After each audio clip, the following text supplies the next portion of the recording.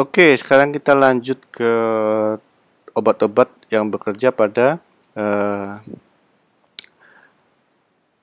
cholinergic system.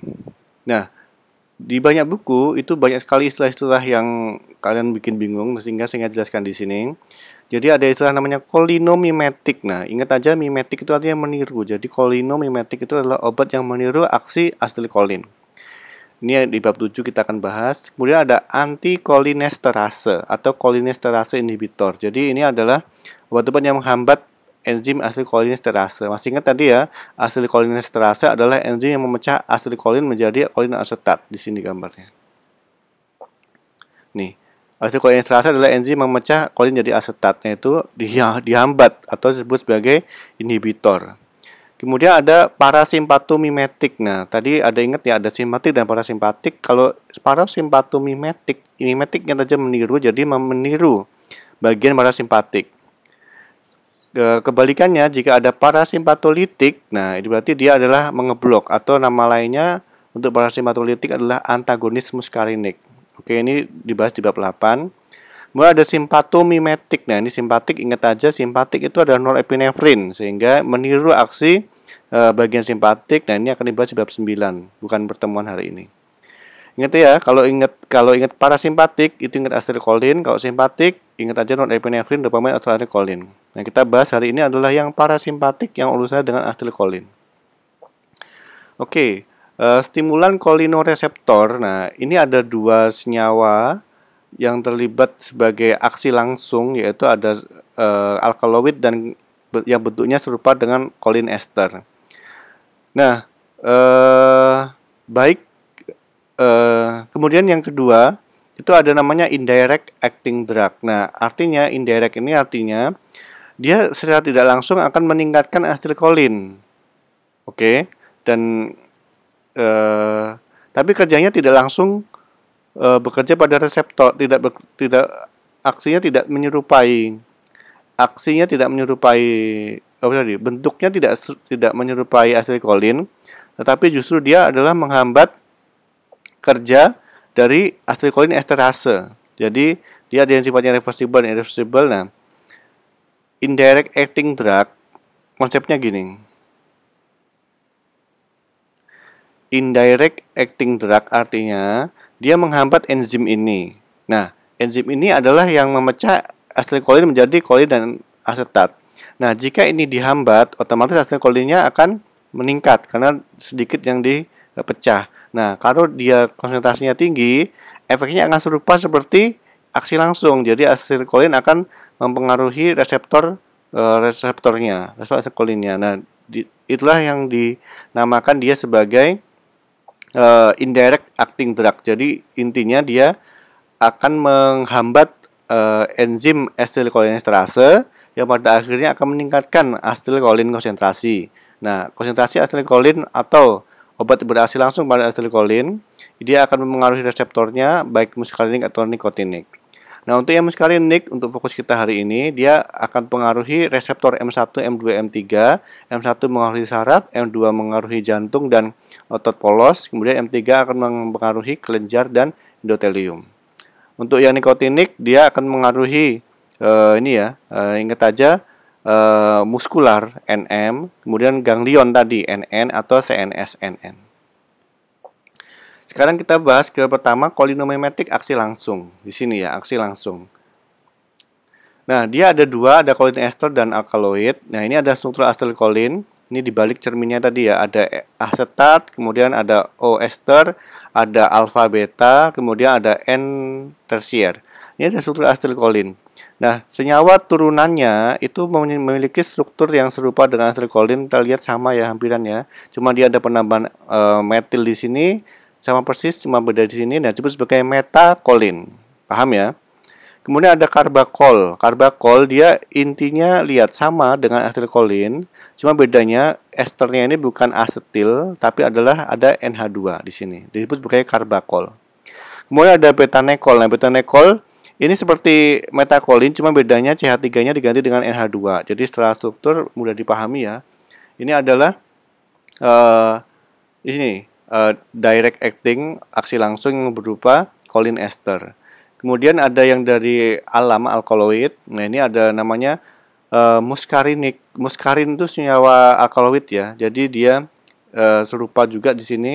Jadi ada NCH3, ada CH2, cuma esternya dalam bentuk lingkaran seperti ini. Nah, kemudian ini utamanya bekerja pada muskarinik, maka dinamakan sebagai asetilkolin muskarinik. Ada lagi nikotin, dia juga serupa, mempunyai efek seperti asetilkolin, tapi utamanya bekerja pada reseptor asetilkolin nikotinik.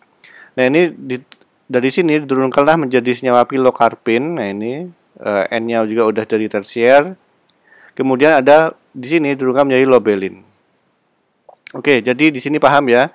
Jadi ada direct acting drug, ada alkaloid dan kolinester dengan strukturnya seperti ini.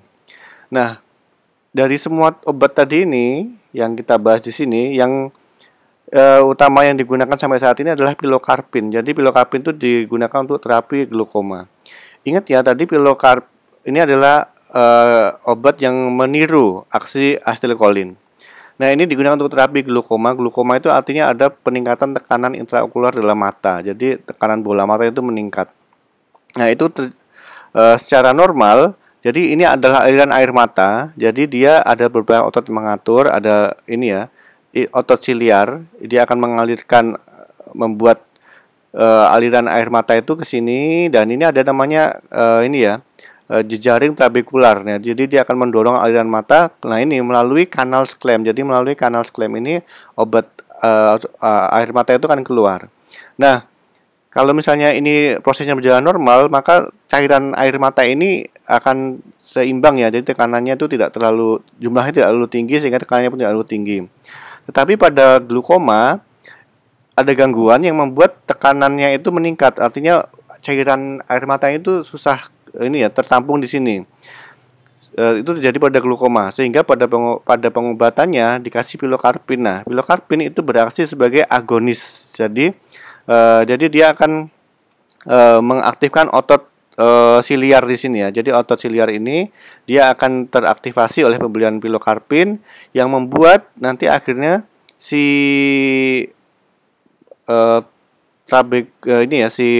trabecular meshwork-nya ini berkontraksi, bergerak ya. Kalau kontraksi artinya nanti air matanya bisa lebar lagi bisa masuk ke kanal. Jadi bisa seperti itu. Jadi ibaratkan ini suatu selokan yang akhirnya tertampung sehingga bola matanya tekanan itu meningkat. Nah, ini bergerak gitu sehingga berkontraksi sehingga ini bisa mengalir. Nah, tekanannya aliran air mata berkurang sehingga tekanan intraokularnya pun akhirnya berkurang. Jadi itu prinsip kerja dari pilokarpin untuk terapi glaukoma, yaitu mengaktifkan reseptor muskarinik pada otot siliaris. Kemudian ada kolinesterase inhibitor. Nah, ini yang berikutnya aksi tidak langsung di bagian sini. Di sini. Oke, jadi dia tadi targetnya apa? Targetnya adalah menghambat enzim asetilkolin esterase di sini. Ya, menghambat enzim kolinesterase. Jika asetilkolin esterase ini dihambat, maka pemecahan kolinesterase menjadi terhambat, asetilkolinnya meningkat. Nah, ini dibagi menjadi 3 berdasarkan strukturnya. Ada namanya alkohol sederhana, contohnya hydrofonium. Kemudian ada golongan berikutnya karbamat, contohnya neostigmin, dan argan organofosfat, contohnya ekotiofat. Jadi ada 3 ya, alkohol, karbamat, dan organofosfat. Nah, ini untuk struktur alkohol sederhana karbamat, ini adalah contoh yang alkohol sederhana. NCH3, kemudian ada OH di sini. Nah, untuk yang karbamat, dia seperti ini. Ada neostigmin seperti ini, kemudian ada pisostigmin, kemudian ada karbaril. Nah, karbaril ini tidak digunakan sebagai obat, tapi karbaril ini suatu insektisida. Nah, untuk organofosfat, tadi yang berguna dalam pengobatan adalah ekotiofat. Jadi cuma ini ya, ekotiofat ini. Kemudian untuk yang lainnya, paration, sarin, paraxon, malathion itu terutama adalah suatu pestisida. Jadi tidak digunakan dalam pengobatan. Nah, sekarang untuk neostigmin untuk pengobatan myasthenia gravis. Jadi neostigmin tadi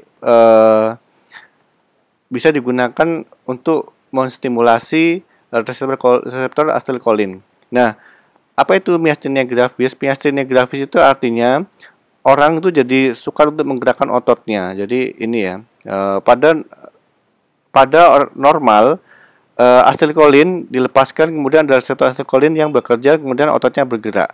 Nah, untuk yang orang pada ini ya, pada myasthenia gravis itu reseptornya itu ditutupi oleh antibodi, di blok, sehingga